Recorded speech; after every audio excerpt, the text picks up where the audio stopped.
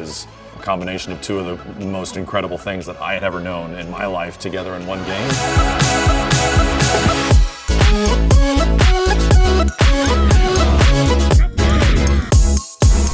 Everybody knows Street Fighter, everybody knows X-Men. Everybody that watches any cartoons, you know what I'm saying, you always have that what if factor in your mind. Like, man, what if these guys would fight? When you're watching X-Men animated cartoon and you see like Storm and Magneto flying around, you know, chasing against Sentinels, it really felt like that. It felt like the gameplay really represented what we grew up with. If you're looking at what drew me to Marvel vs. Capcom, it's probably what drew a lot of people to Marvel vs. Capcom, is Spider-Man could punch Ryu. It didn't take more than that, that's enough. But the fact that you had an opportunity to use characters like Gambit or Rhodes versus Cammy and Chun-Li. It's a game that kind of just like lets you do whatever because, you know, they didn't exactly know how this was going to play out. That refinement is one of the coolest things to look at, in my personal opinion.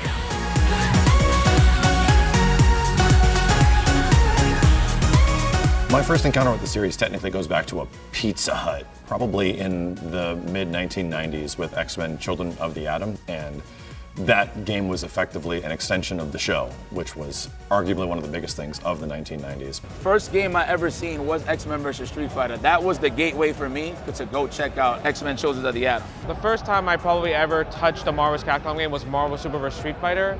A lot of people in my school, they're like kids playing this game. They were able to do air combos, and I was trying to be friends with them, and they said, you can't be my friend if you can't beat me in this game.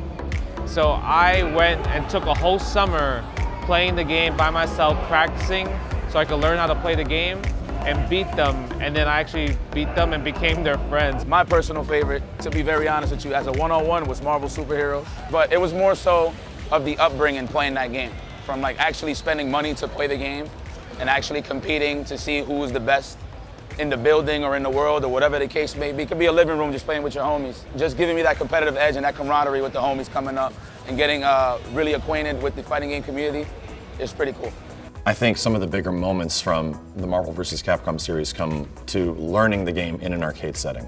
At least for me personally, it was all about that camaraderie, the people that you don't even know the names of, but you know the teams they're using. So you effectively get labeled as the Strider Gambit kid, or you know, the everybody playing Wolverine kind of guy. Those moments hold a lot in my head because it kind of brought everybody together in the arcades. There was this one unifying factor, and it was a game.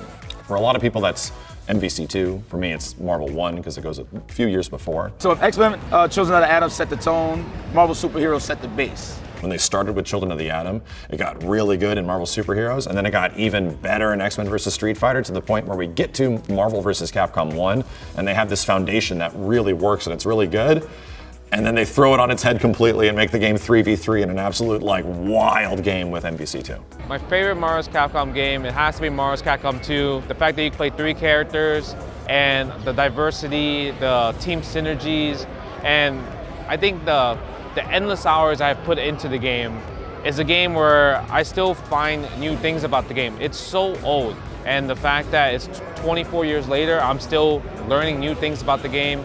I still get excited about the game. It's one of those things where anything Marvel vs. Capcom 2 related, if I see a cabinet, if I see a setup, I kind of want to go and jump on.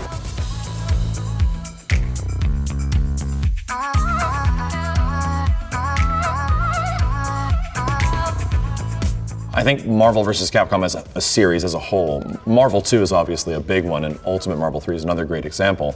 But this is a franchise and a combination of things that not just brings in casual players, also definitely appeals towards a hardcore mindset. Marvel vs. Capcom 2 was always the rowdy game, to be honest with you. I mean, from betting little pennies and just talking smack, it definitely left a lasting impression into the FGC today, I will say.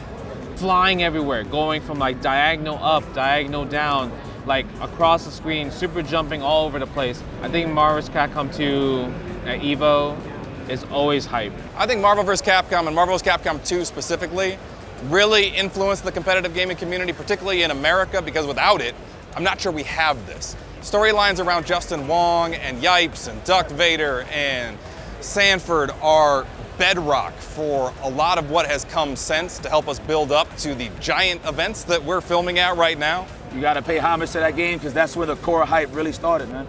In terms of that energy, in terms of expressing that salt, in terms of really expressing that excitement to the people, in terms of the rivalries, in terms of the continued rivalries. I love that. That's the best part of history when it comes to FGC. Marvel vs. Capcom is effectively like my game.